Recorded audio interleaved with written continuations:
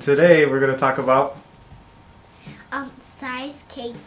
tank sizes. Yes. So you can see behind us There's tanks. we have all the different size tanks that we're going to use and give you a good explanation of why we start with this one. Okay, so this one right here is a 6-quart bin, right? And we use this for a lot of things, but the very first thing you would need is for a hatchling gecko, right? Baby hatchling gecko. And that's usually from the time they're out of the egg until probably about 3 months, right? So little guys, right? Little tiny little geckos. And so a lot of times you won't get this gecko this small, but the breeders will have their baby hatchlings living in something like this. And so we'll just show you what's in there, right? What do you have in there, Angelina? Cork bark and tiny leaves. Okay, so And you gotta put a napkin for safety. yes, there's a napkin in there for a couple reasons, right? Yeah, so them can't slip Yeah, so on the plastic. the leaves, because the geckos like to hide in the leaves, the cork bark, because they enjoy standing on a cork bark and hiding behind that. And then you want paper, because what the paper does for your baby gecko, you can see if they go to the bathroom, if they go poop, right? You can tell that they're eating and everything, and you put a little bowl in there. And so this is good for usually until about 3 months. And do you know the other video we did? What was this tank and we put water on the toes to heal it? Yep. It's the same tank, but we just clean it and pour the water out and then use it back in. Yeah. So we used this before. We use this for a lot. That's why these are really nice. So yeah, for baby geckos, hatchlings, perfect size.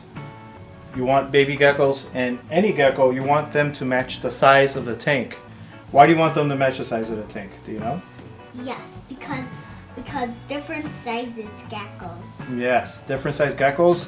And for little geckos, it helps them find food real easy. And then you can monitor them. Okay, so we have a tunnel for the gecko so it could hide inside cork bark and the fake little leaves for it to go. There you go. So this is all healthy for the geckos. Yeah, so this one's the 8x8 by 12. And you can see the little gecko in there. Okay. So this is the size tank you want for that size gecko. We have the leaves in there. We have the cork bark. And we have the little hiding tunnel. And believe it or not, the gecko uses that little hiding spot a lot. And then we have a magnetic feeding bowl holder, which is very useful because the ones that are using the suction cups, they tend to fall off. Okay, so here is the next size tank. This one's a 12 by 12 by 18. And this one's good for pretty much sub-adult to adult size geckos, right? You can keep a single adult gecko in here and they'll enjoy it. They'll crawl around in there. You get the plants and the cork bark, just like we did. That's what I use for the crickets and the food. Yep. We have a mister. Yep, sprayer. So when it's nighttime, it could spray for the geckos. Now, if you don't have a sprayer, you can always use a hand sprayer. But we just use these because we have a sprayer system. So we connect it all, and it sprays once a day, right?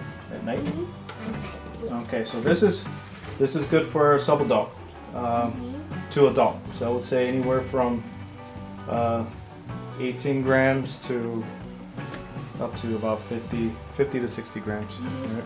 Yes. So that's this size tank. So different sizes are good for geckos, just like I said. What's good about this one? You can probably hold 2 geckos in here, a breeding pair. You could even the geckos could dig to lay their eggs too in the dirt. We gotta moist the dirt for geckos. Yes. So this was set up for bioactive. So we have the bioactive balls down here, and then we have a layer of substrate which has springtails and isopods in here. We have the cork bark, We have some leaf litter so they can have visual barriers.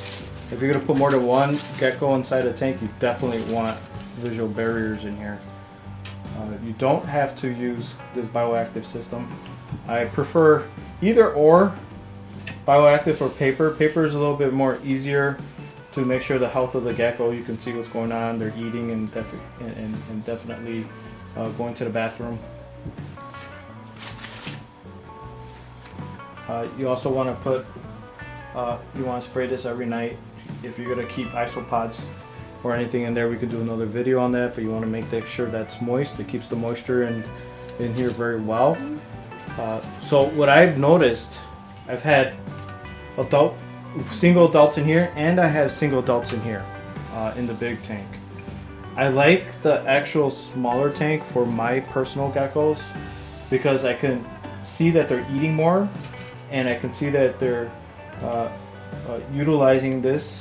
Over here, it seems like they hide a lot and they don't eat as much. So just for my geckos, I'm not saying your geckos, and everybody's gecko is a little bit different. But having a single gecko in here, I found that my personal gecko wasn't eating as much. I don't know if they enjoy the smaller tank or what it was, but I know putting the single gecko back into this size enclosure was much. The gecko was holding weight, putting on more weight, wasn't losing anything.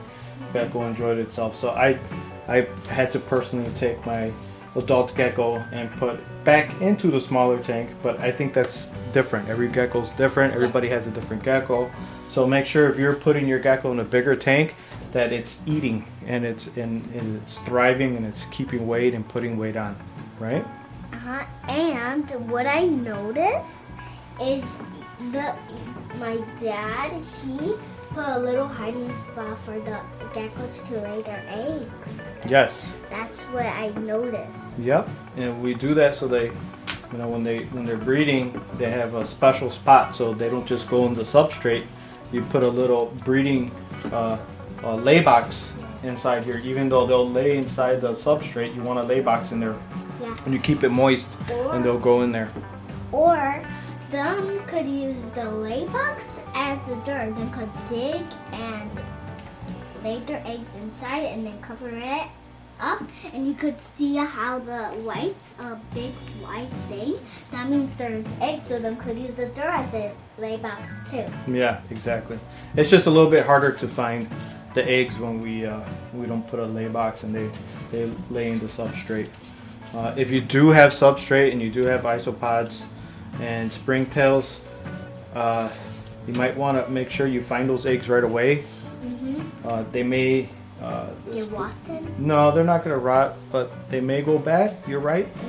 If the springtails decide that it's food or the isopods decide it's food. So if you're going to do that and you're going to have bioactive, just be very careful if they're laying eggs in there that the eggs are going to thrive and they're not going to be. That almost left all day, but if there is eggs, we can't really disturb them. We gotta be careful catching them. So next time, if we have more eggs, we could show you the eggs and yeah. But for now, we're gonna do a cage video. We're gonna do other videos.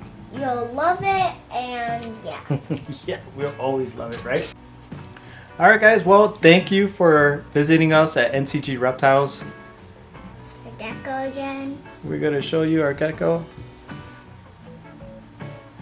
All right. There you go. Just see. Beautiful gecko.